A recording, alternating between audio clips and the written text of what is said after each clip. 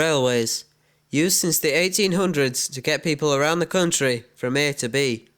However, the Beeching Acts of the 1960s saw an end to over 4,000 miles worth of rail track in just the UK, and the closing of 3,000 railway stations.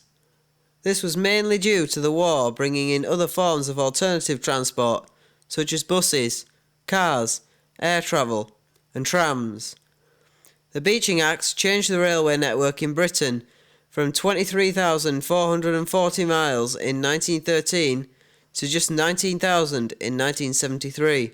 The Pudsey loop was one of many which the Beeching Acts affected. In July 1964 the railway closed after just 71 years of operation.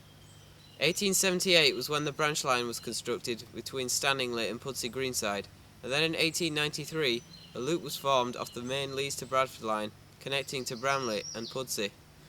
After this, the line was then extended from Pudsey Greenside to Cutler's Junction, which connected the line to Tyersall and Dudley Hill. The importance of Pudsey's woolen industry is outlined in the 14 years taken to build the railway. Huge cuttings and the 616-yard-long tunnel is where wool was transported to the new two Pudsey stations, where sold at reasonable prices. To this day, you can still see many remains of the old track in various spots all over Pudsey and Tyersall, like the tunnel behind me. This particular spot has been granted permission, however, to become a landfill site in the next few years.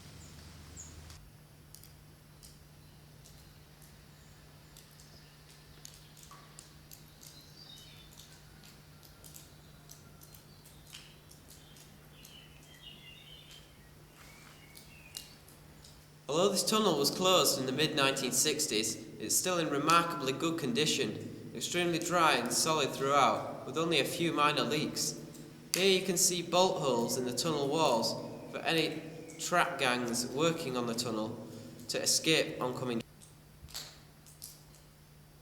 Many old railway bridges are still visible around Pudsey, and parts of the old cutting have now been made into pathways for pedestrians.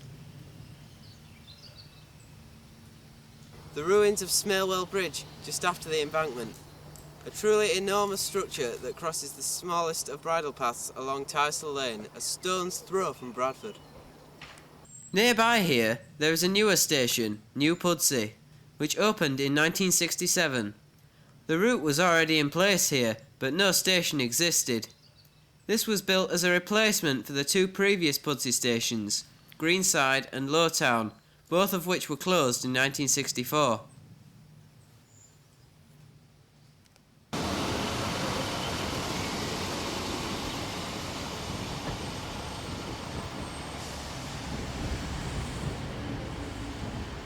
It may be called New Pudsey, but it's actually situated in the Farsley and Stanningley area. The station's situation may be inconvenient for some of those travelling by bus or on foot, but it being next to the main road from Leeds to Bradford, access by car is made easy, additionally by the large car park adjacent to the station. One of the greatest travesties is the block of maisonettes which have been built on the Lowtown station site. However, many of the people living on this site, known as Crimble's Place, don't know what this site used to be.